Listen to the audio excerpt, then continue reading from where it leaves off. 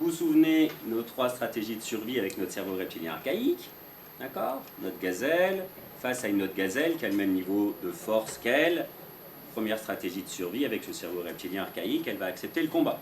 D'accord? Elle se charge en hormones de stress, adrénaline, cortisol, elle augmente son rythme cardiaque, sa respiration, et elle se prépare au combat. Mais notre gazelle, dès qu'elle voit le guépard arriver, instinctivement, elle sait qu'elle ne va pas combattre face au guépard. Elle a appris au cours de la phylogénèse, de l'évolution des espèces, que de combattre face au guépard, c'était peine perdue, et du coup, elle se prépare un peu plus à la fuite, en sécrétant encore un peu plus d'hormones cortisol, adrénaline, les hormones de stress. Elle augmente vraiment son rythme cardiaque, sa respiration, pour amener le maximum de sang vers les muscles, pour pouvoir courir plus vite. Elle augmente sa réactivité nocturne, sa vigilance. Et puis, elle taille 110 km/h. Ça, vous le savez. Donc, deuxième stratégie de survie avec ce cerveau reptilien archaïque, la fuite.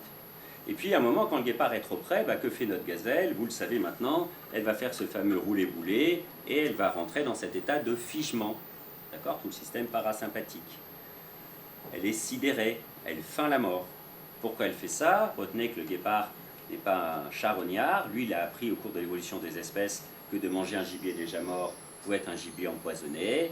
Du coup, en feignant la mort, il y a de grandes chances que notre guépard pense que la gazelle est morte, qu'elle pourrait être empoisonnée, et se désintéresse de la gazelle.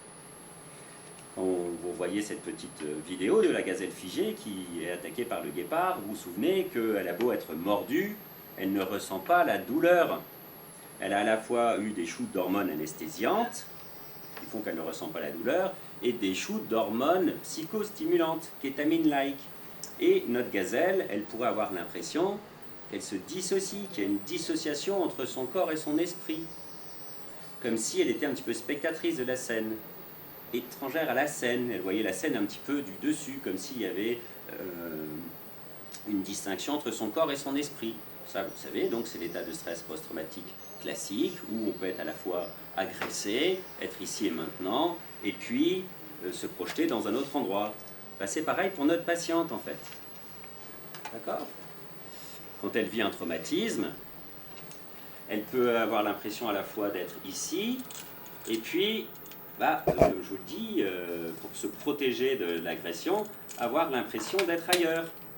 Et à un moment, sous l'influence de ce traumatisme, le choc est tellement important qu'on arrive à ce fameux point de rupture dont on a parlé, et se créent différentes sous-personnalités. Notre patiente, elle se dissocie, et apparaît du coup la partie apparemment normale, et puis d'autres parties émotionnelles de personnalité. Regardez-moi ça comme c'est beau. Avec des parties différentes. Des parties qui seront peut-être en mode combat, agression, qui auront intégré, comme je vous l'ai dit, la violence de l'agresseur, parce que quand on est un enfant et qu'on a été agressé régulièrement, on peut à un moment idéaliser la force, la violence de son agresseur pour se protéger. Des parties qui seraient en mode fuite, d'autres parties qui seraient en mode figement, d'accord? Et le patient, régulièrement, il se sent figé dans sa vie, immobile. Il peut y avoir des parties enfants qui étaient là donc au moment du traumatisme, d'accord, et qui vont revivre ces scènes de vie en étant l'enfant. On peut avoir des parties silencieuses. C'est ça la dissociation, c'est un moment, ce point de rupture. Le choc est tellement important, d'accord, que sur ce continuum de la dissociation, il y a un point de rupture, et d'une personnalité, le patient va créer différents sous-systèmes, sous-personnalités. Et vous avez bien compris que ces différentes sous-personnalités, quand le patient est réactivé, elles prennent l'ascendant. Donc si on a une patiente qui est avec un trouble de l'attachement important, d'accord, dès qu'elle est en relation en relation interpersonnelle, en conflit, en dispute avec un de ses proches, paf, c'est cette partie avec ce trouble de l'attachement qui prend l'ascendant. C'est ça la dissociation. Et le patient, régulièrement, il se fait réactiver.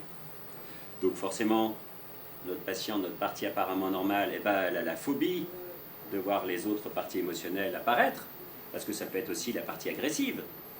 Et on voit ça beaucoup avec les jeunes ados qui sont dissociés, qui vont avoir des comportements agressifs avec leurs parents, avec leur compagne en disant ben non, c'est pas moi, j'ai pas fait ça, etc. Jusqu'à un moment où on peut éventuellement le filmer, et là ils se rendent compte que waouh, ils ont effectivement dépassé, ils ont fait ce geste, ils ont mis la claque, voilà.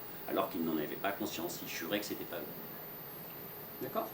Donc forcément, notre patient, notre partie apparemment normale, bah, la phobie de voir arriver les autres parties émotionnelles, et puis bah, les autres parties émotionnelles, elles ont aussi les phobies de ce qui se joue entre elles. Parce que la partie enfant, elle se fait agresser par la partie qui imite l'agresseur. Voilà, c'est ça un petit peu le trouble dissociatif.